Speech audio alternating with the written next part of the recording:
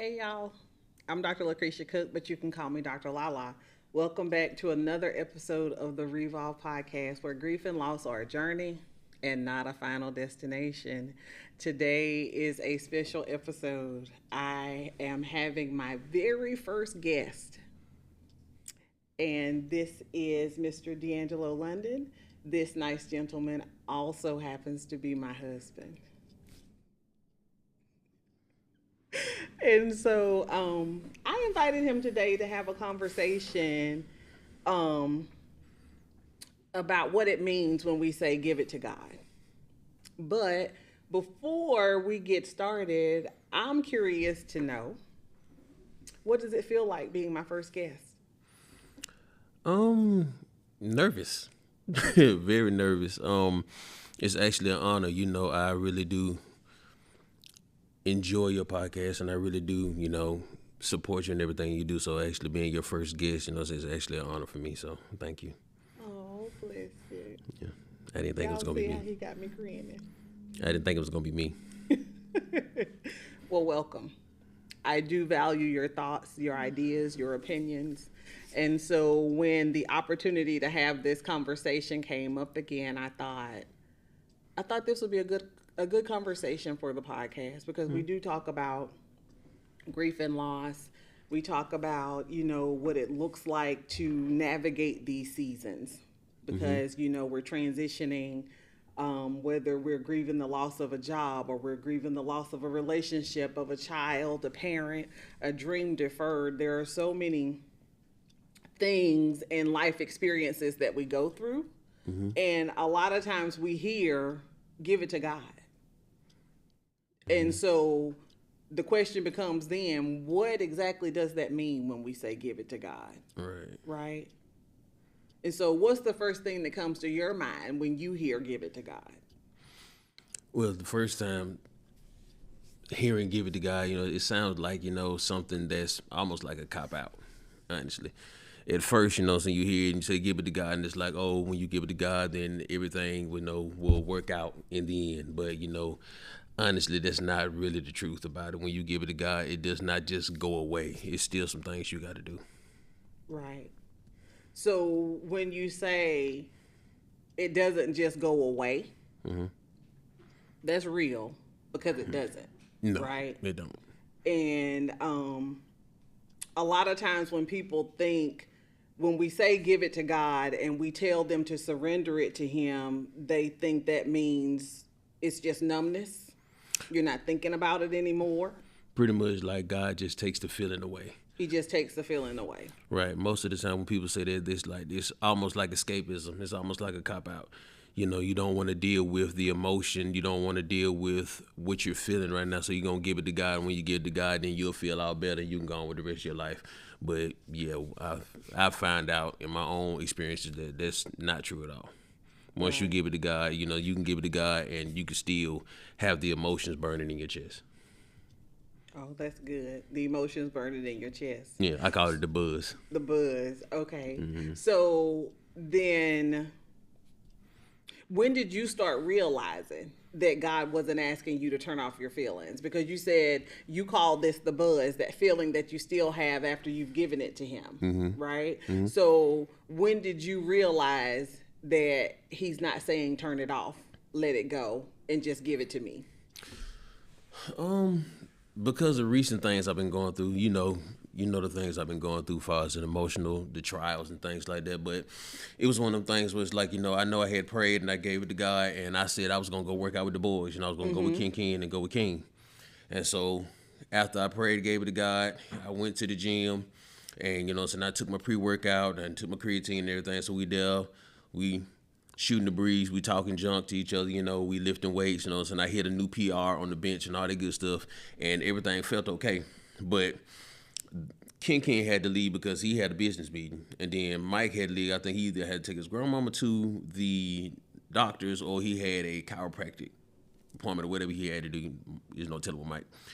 But after they left, I stayed there a little bit longer and worked out. And it's like, as I stayed there and worked out, it's like the hypeness of the moment and all those emotions and feelings that I had with them started to die down.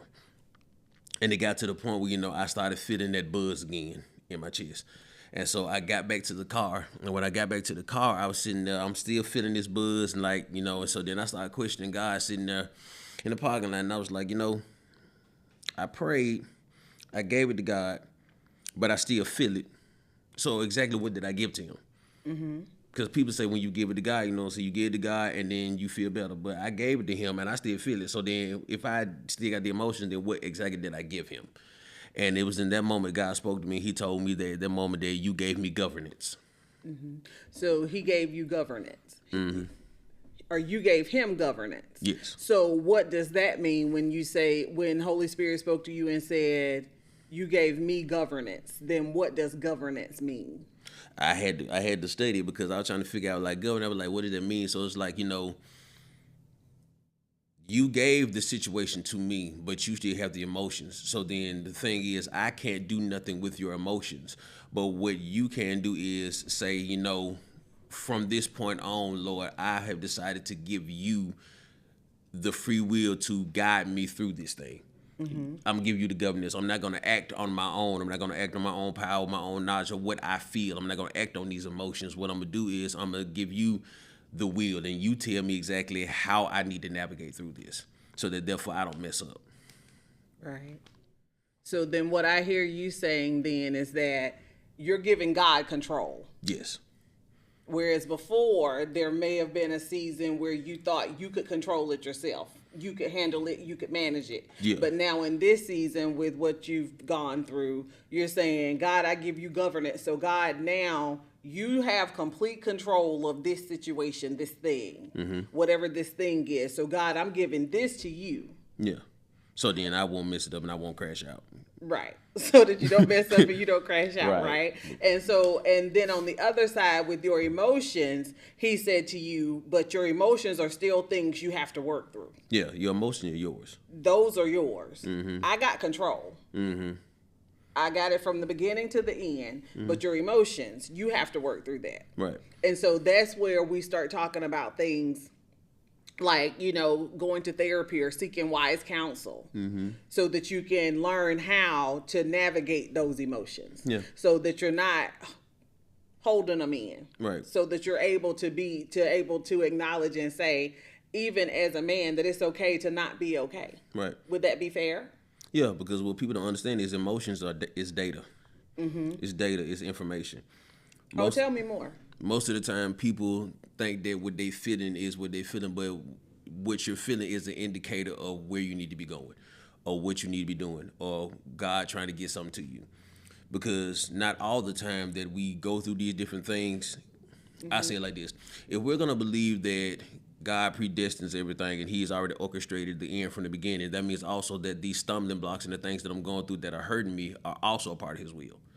So then, just like me and you had discussed before, sometimes it takes pain. God knows what He put inside of you, and it takes certain things to happen to you. Sometimes it happened for you, and sometimes things have to happen to you in order for God to pull out that thing that's inside of you that He needs in this season. So then sometimes it's the pain that you're going through, it's the hurt, it's the anger, it's all those emotions, like I said, the data, the information that God is trying to pull out of you and trying to pull something out of you. So most of the time we'll say we'll give it to God and we just want to numb ourselves. And the thing is, no, give God control, feel the emotions and sort through so you can see exactly what God is trying to show you about yourself or bring out of yourself. Okay, that's good. And so then we could tie that into Romans 8, right? Where it says that all things work together for the good. Of them that love God and are called according to His purpose. Right.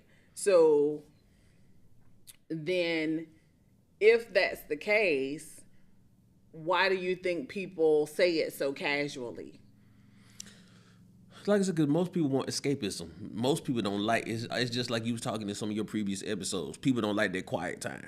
People don't like that quiet time. They don't like that time of being by themselves. They don't want to feel the pain. They feel like they've gone through enough in their life, or I just can't deal with this right now. So any opportunity that I could escape or give it to God, or go drink or go smoke or have sex or whatever it is that is going to give me a way out of this feeling, right. I want to do that rather than sitting by myself and really sorting through my emotions and feelings and actually sorting through the fog of it all and actually being able to name exactly what it is that I'm going through. Oh, that's good. or exactly what the problem is. Because in any situation, yes, people have done you wrong, but in any situation, there are things that you need to learn about yourself, or certain things that you did that you could have changed, so that therefore it could have been a different outcome. It's not all their fault, and it's not all your fault either. But most people don't want to see the fault that they had. They just want to talk about the emotions of how they was done wrong.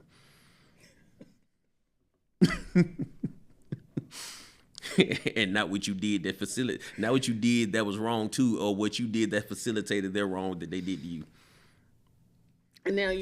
Now, in order for a person to come to that conclusion, right, that means they have to sit with it. You have to let it burn. You have to sit with the buzz.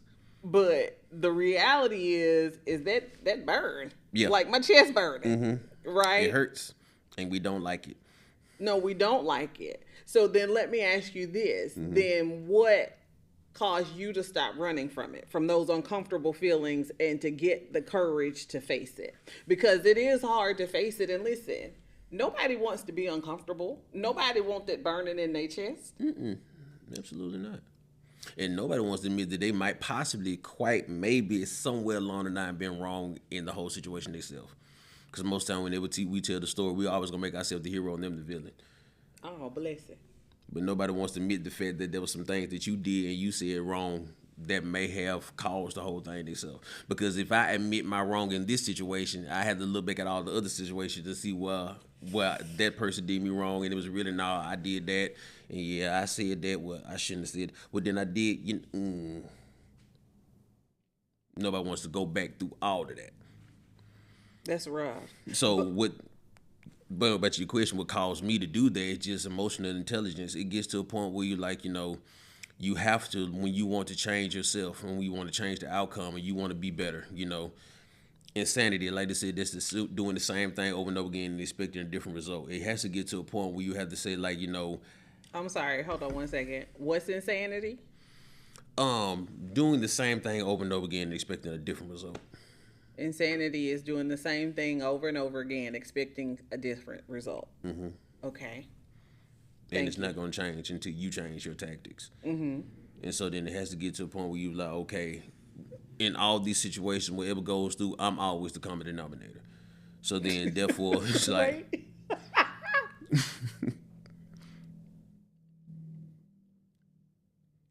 What I do. So you said, in all of these situations, I'm the common denominator. Yep. Okay, and so if insanity is doing the same thing over and over again, expecting a different outcome. Come on. But you the common denominator. Okay. So then if I don't change, I can't anticipate these situations are going to change, like future situations, because the reality is we can't change what happened in the past, right? Right. I can try to atone some of the wrongs that I've done from the past, but I can't change the past. Right. But I do have the power to respond differently in the future. Because again, I still don't have control. But I do need to learn how to manage my emotions, and I'm responsible for my response. Yeah, emotional intelligence, and your response is your responsibility. Right. You can't do anything about what nobody else said or did, but when it comes to you, you can take accountability for the things that you said and did from that point. And most of the time, you have to look into the past to see what's presently going on, so that therefore you'll be able to change your future. Oh, that's good. But nobody wants to do that. That hurts. That's tough. Nobody wants to see themselves as a bad person. And the thing is, you're not a bad person. You're just somebody who made some decisions that might not have been in the best light or in the best mindset. Everybody has to change. You have, like you said, you have to give yourself that space. You have to give yourself that time to, say, let me take a step back, It's more what you say is more like forgive yourself. Forgive yourself that space, give yourself that time to say, I was wrong, or I'm tired, or this and that and the other, and maybe I could have did things differently. Right. Well, I think a part of growth just in being human is realizing that we're all the villain in somebody's story. Exactly. So depending depending upon who telling it. Yeah, we're all the villain in somebody's story. None of us are perfect. Right. And so that goes back to, like you said, emotional intelligence, being able to recognize the things that you could have done differently yourself, like you said, because it takes two, right? It takes two. Like, we can't have a falling out if there's no we. Exactly. So how did I contribute to that particular situation? So do you think sometimes people use give it to God as a way to have like a spiritual shortcut? They think that's the one that it takes work. The mindset of human beings and everything, and like I said, when you go back to the biology, it is homeostasis. We're all trying to get into a place of comfortability where we were comfortable at. But in order for you to be successful, in order for you to change, in order for things to get better, you have to put yourself in an uncomfortable position. And that's not something that we want to do. It's just like lifting weights. You have to lift the weight. You have to curl it so that therefore the muscle can tear, so that therefore you could be sore, and then it heals and builds on itself, and you tear it again, and it keeps building upon itself, which makes you have a bigger muscle. Nobody wants to do that. Nobody wants to sit there and go through the tearing that it takes, and the tearing of the truth. Nobody wants to do that. Because when it's all said and done, the truth is going to hurt you in some type of way. Just like the Bible said, faith are the wounds of a friend. When people tell you the truth, different things like that, we don't want to go through that. And so we'll say, give it to God, use it as a shortcut, as a cop-out, and I feel like I've done what I'm supposed to do. And it's like, no, you still got work to do. You gave God, like I said, you gave God the governance. You gave him the authority to keep you within this place, but you're still going to have to deal with the data that God is giving you, or the data that your body is giving you. You still got to sort through that and figure out you. It's a message in it. Right. So then, in receiving the message, right, with you being the man, the head of the household, the leader. So when we give these things to God, we can also look at that as a form of surrender, right? So then, what does that look like as the man, as the head of the household? What does that look like? It's tough, honestly, because as the leader, as the man, as the head of the household, as the protector, as the provider, we're the fixers. We like to fix it. There's a problem, I'll come up with a solution, I fix it, problem solve, on to the next thing. And most of the time when it comes to surrendering different things and saying that I can't do it, it hits your ego. You have to get rid of ego, you have to get rid of pride and all this stuff right there in order to be able to actually surrender to God, because we still got to remember it's God, man, woman, or God's the head, then you got the husband, you got the wife. Not saying the fact that the wife is not equal to the man, but when it comes to hierarchy and responsibility, it's God, man, and the wife. And so then we have to remember the fact that we still have to submit ourselves unto God and give him the governance over what we do, so that therefore we'll be able to do the right thing and stay within his will. Because that's another thing about giving God the governance and feeling that buzz and that emotion, because somebody did something to you or something has happened, it makes you feel away, and now that feeling makes you want to do something, and there's something that you do might not always be the thing that you need to do. Facts. And so then what happens is you come into a thing, well, I like to call double jeopardy. It's like because the enemy can't do anything to change what God has blessed or what God has, the path that God put you on. Different things happen, and that stuff right there, like, okay, so let's just say that, since somebody, you had a friend or you had a partner, you had a husband or wife, boyfriend, girlfriend, or something like that, and they did something, like they cheated on you or they did something. It did not change what God has for you. It just changed their role that they played in it. So if the husband or the wife cheated on you, and then now you feel a way about it, and now you want to go and burn his clothes, that ain't what you need to do. It might make you feel good in the moment, but that ain't what you need to do. You might want to go to her job and act a fool and get her fired or something like that, or you might want to call her family members or friends and say, look what she did. But when it's all said and done, they did that, and they changed their role in your life. But then what you do from that part is going to get you, you're going to change what God has for you. Because now you do something like that, you get a record, and now you have a record, a police record. So then the job that God was finna give you, or the place God finna take you, they go back and do a search and see you got a record. It might stop you from getting that job, or stop you from getting a position, or stop you from this, that, and the other because of something that you did. So then therefore, that's where you give God the governance. So then therefore, I don't mess up my role. They messed up their role. And now I have to grieve the fantasy or the plan that I had for them to play in it. But now they don't play a plan in it, so now I still got to go on. So now I got to make sure I'm doing what I'm supposed to do. So it's like, don't let those emotions make you fly off the handle. And so then, like, even as a man, when I go through stuff like that, I have to make sure that the way I'm thinking and the way I'm feeling is not being translated to you or to Beanie, because of the fact of the atmosphere of the whole room is set by the greatest attitude in the room. And by that authority, I have the greatest attitude. So then I got to make sure that I'm submitted to God, that I'm not letting those emotions and feelings bleed off into you and making y'all feel away about me or making y'all feel away in yourself. And this ought to damage y'all in y'all life. Right. So then, how then do you navigate that for yourself? Because what I hear you saying is that you essentially, with you being submitted to God, right? And so, with that being the case, you set the tone of our household, which you do. You set the tone of our household. So then, my question is, what do you do to make sure that you care for yourself in that space? Because you are submitted, right? You've given it to God, whatever it is, and you've given him governance, but you still have to manage your emotions. Because part of you managing your emotions, you also, again, setting the tone of the house, managing yourself so that myself and baby are in a good space so that you can take care of us. So then how do you take care of yourself? It's a delicate balance, really, because you still have to give yourself that space or that time to be able to be human. Because, even like I said, with the male ego, we want to be the fixer, we want to be the Superman. And so then you have to, first of all, be honest with yourself, number one. Be honest with God, and then I have to be honest with you. I have to tell you, like, if I'm feeling a way, I have to let you know, hey, baby, this is the way I'm feeling.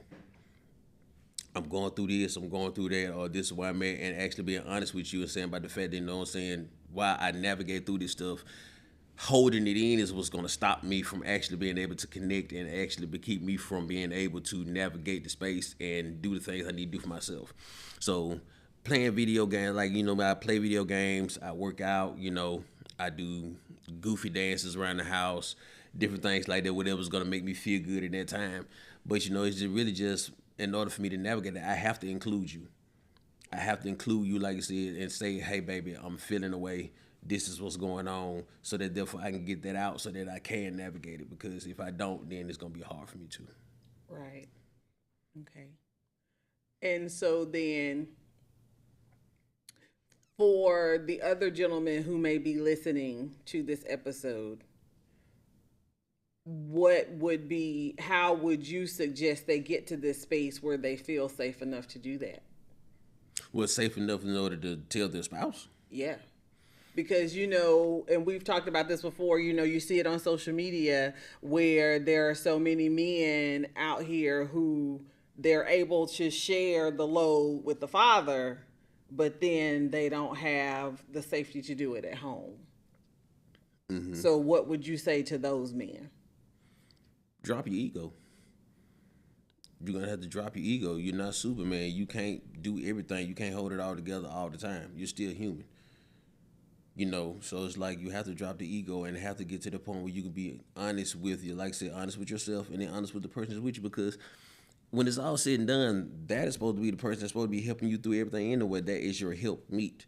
If you can't be honest with the person that you're doing life with, then why are you even with them? Like, with me and you, we was honest from the get-go. Like, from the first day we had that 4-hour conversation on your porch, we talked about everything and all things, and there's never been a time where we have held back how we felt. Now, we said it in a respectful manner. We didn't say it to where it alienated the other person, but we always talked about how we felt and been honest about this. So it's like you have to be honest with that person. First of all, number one, you have to be able to be honest with that person, because if you can't do that, then that's already an issue. So it's like honesty with yourself, honesty with God, honesty with the person that you're doing life with. You have to get to that point where you drop your ego. You're not Superman. You can't carry it all. And another thing that people have to realize is the presence of pain is not the absence of God. That's good. The presence of pain is not the absence of God. No. Because just because, like, most people think that I gave it to God and I still feel it, then I must not have did something right. But no, you having that pain and everything, that right there is you. That's the human side of you. So then just because you feel this way, it doesn't mean that you're flawed, doesn't mean that you're weak, doesn't mean that, you know what I'm saying, you're not doing something right. It just means that you're human, and God, like I said, is trying to get something to you, trying to show you something, trying to tell you something. And you need to open your ears up and be open in your heart and your mind with the person that you're with, so that therefore both of y'all can figure this thing out. Because if y'all doing life together, y'all going the same way, and you got the vision and everything, you have to be able to be honest with them, so that therefore y'all can come there and work this out. Because it's never me versus you. It's always us versus it. Us against it. That's right. Us against it. Well, guys, this is the end of part one to this episode. This conversation is it's good. And so I want to invite you guys to come back with us and join us for part two. We'll be back.